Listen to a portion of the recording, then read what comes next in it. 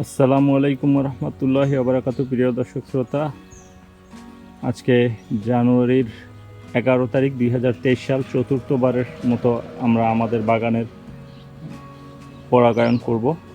আপনারা আমার সামনে এই মুহূর্তে দেখতে পাচ্ছেন এই গাছটির তৃতীয় বাধাটি ফেটে গেছে, তো পরাগায়ন করব। এর আগে যেগুলো পরাগায়ন করেছিলাম সেইগুলোর বর্তমান অবস্থা আপনারা দেখতে পাচ্ছেন পর্যায়ক্রমে। সর্বপ্রথম যেটি করা ছিল সেইটা সবুজ কালার এসেছে, এর দ্বিতীয় যেটা করা হয়েছে এখনও সেটা সাদা আছে।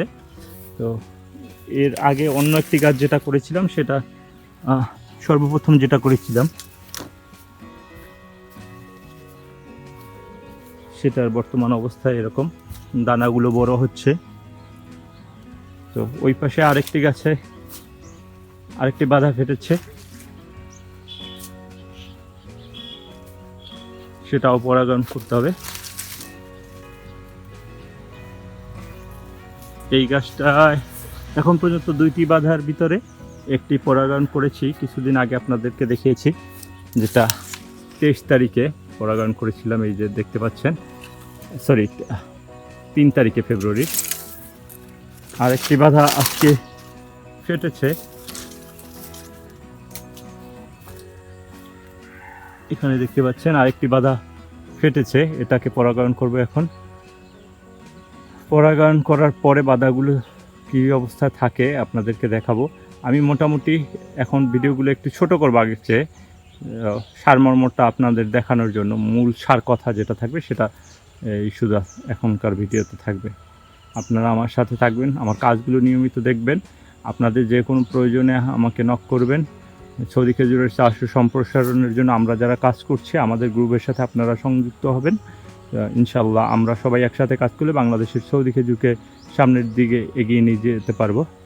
তো আপনারা যারা নতুন ভিডিও দেখছেন আমার চ্যানেল পায়রা ফার্ম কলাপাড়াকে সাবস্ক্রাইব করবেন আর আমার জন্য দোয়া করবেন। আমাদের সাথে থাকুন, কন্টিনিউ ভিডিওটি দেখুন। এই মুহূর্তে আমার সামনে যে দুইটি বাধা সাদা দেখতে পাচ্ছেন, এই দুইটিকে আমি ওপেন করেছি, এখন এতে রেনু দিব। আর এর পাশে যে দুইটি বাধা দেখতে পাচ্ছেন, একটি গাঢ় সবুজ হয়েছে আর একটি হালকা সবুজ। তো যখন এটা সবুজ হবে তখন ওপেন করব, আর ওই পাশেরটা ওপেন করে দিয়েছি। পর্যায়ক্রমে এভাবে আমাদের রেনু লাগানোর পরে সেটাকে বেঁধে দিতে হয় এবং নির্দিষ্ট দিন কয়েকদিন পরে এগুলোকে খুলে দিতে হয়। তো প্রিয় দর্শক শ্রোতা, আপনারা দেখতে পাচ্ছেন এই মুহূর্তে আমার এটির পরাগায়ন করা শেষ হয়েছে। এখন আমি এটিকে বেঁধে দিয়েছি পাতা দিয়ে, আর পাশেরটা আগে যেটা পরাগায়ন করেছিলাম সেটা খুলে দিয়েছি। মোটামুটি দেখতে কাছ থেকে দেখালে এখন দেখবেন সেটাই সবুজ কালার চলে এসেছে। আর যখন পরাগায়ন করি তখন কিন্তু আমাদের কালারটা এরকম সাদা থাকে। আর ওই পাশে যে চারটা করেছি তাও আপনাদেরকে দেখাচ্ছি। তো আলহামদুলিল্লাহ আমার বেশ কয়েকটি বাধা আছে এদিকে পুরুষ গাছের। আমার পুরুষ গাছের অনেক রেনু ইনশাল্লাহ সংগ্রহ করতে পারবো। আর এইটাই দেখেন আপনারা, এই মুহূর্তে অবস্থাটা দেখতে এরকম লাগছে। তো আমি যদি ঘুরিয়ে চারপাশ থেকে দেখাই, আপনারা দেখেন পুরো গাছটার কতটুকু গাছ এবং ছড়াগুলো কীরকম আছে। তো আলহামদুলিল্লাহ এই অবস্থা আমাদের বাগানে। আমাদের ছোট ছোট শিশুরা আসছে, ওরা চিল্লাপাল্লা করতেছে, আপনারা হয়তো সাউন্ড পাচ্ছেন।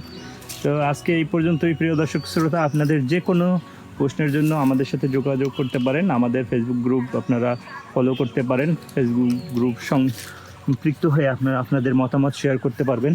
তো ইনশাল্লাহ আমরা সবাই একসাথে কাজ করলে বাংলাদেশের সৌদি খেজুর চাষকে সম্প্রসারণ করতে পারবো। আজকে এই পর্যন্তই। আল্লাহ হাফেজ। আসসালামু আলাইকুম রহমতুল্লাহি ওয়া বারাকাতুহু।